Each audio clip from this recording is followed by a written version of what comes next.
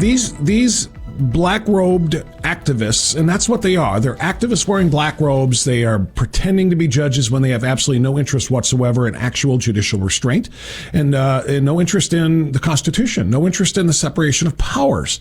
Because what they are doing to try to stop the Trump agenda is something that the Democrats could not do in, the campaign.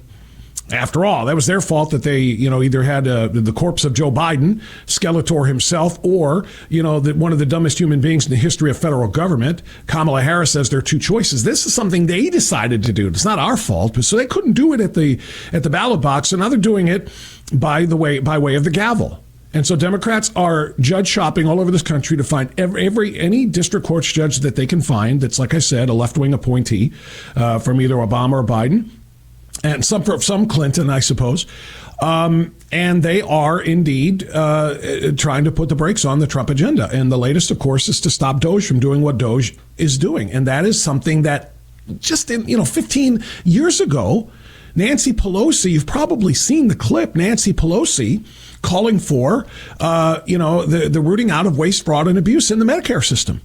How are we going to make Medicare solvent? How are we going to make Social Security solvent? We got to get rid of the waste. She said it. Schumer said it. Democrats all used to say it until Donald Trump came along and said, okay, agreed, let's do it.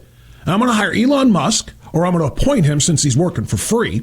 I'm going to appoint Elon Musk to be at the center of this. We're going to form the Department of Government Efficiency, and we're going to root out that waste, fraud, and abuse, but not just in the Medicare system and not just in the Social Security system, but all across the federal government, because there's a lot of it.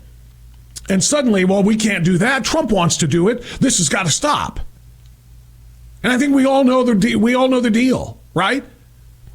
The deal is a person who is yelling, stop, stop, stop, when somebody else is trying to root out and end fraud, is the person committing the fraud. Nobody else stop to somebody who's trying to end fraud except for the fraudulent. And the ones who are benefiting from said fraud. That's the reality of it. And Donald Trump, look, we all know this drill too. If Donald Trump came out in favor of oxygen today, if he came out and signed an EO saying oxygen is phenomenal, I love it, oxygen makes America great again, Democrats would hold their breath.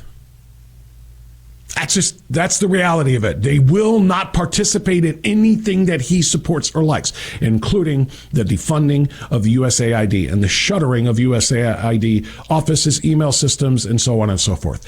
Yesterday, the judge, this is where we started, Judge Theodore Chuang from Maryland, ordered the Trump administration to restore all functions and payments to USAID, which is one of the most grotesque systems of fraud and abuse, if you will, that they have found thus far. The Constitution, a little lesson here. The Constitution gives the President of the United States plenary executive authority under Article 2, Section 1 to direct agencies like USAID and execute spending or halt spending as he sees fit, consistent with laws like this one. The 1974 Impoundment Control Act. You ever heard of it? Probably not. That act, which DOJ's 90-day review respected, they did a 90-day review of all of these systems and all of these payment systems and so on and so forth. This allows the president to make decisions on spending and to halt spending as he sees fit. Judge Chuang's claim that this likely violates the Constitution. Those were his words yesterday, by the way, in that order. Likely, quote, likely violates the Constitution. That's why he gave the injunction. It ignores precedent, Supreme Court precedent. Here's another one. Trump v. Hawaii in 2018, which affirmed broad presidential discretion over national resources, like money. The separation of powers is something that is sacrosanct. One of the three branches of government cannot supersede the authority of the other. They all have their own roles. Madison wrote in Federalist 51, it wrote about it anyway, that it shields the executive from judicial meddling. A district judge can't dictate how Trump runs USAID any more than, a district judge could order a military strike. If President Trump is the commander in chief and he is guiding, our military strategy and our fighting in a war, no judge can say, we don't like his decision on that. We're going to tell you where you can bomb and where you can't. We're going to issue an injunction until we decide whether or not you can or you can't. No. The commander-in-chief has those rights. The president, the chief executive, has the right to make those decisions.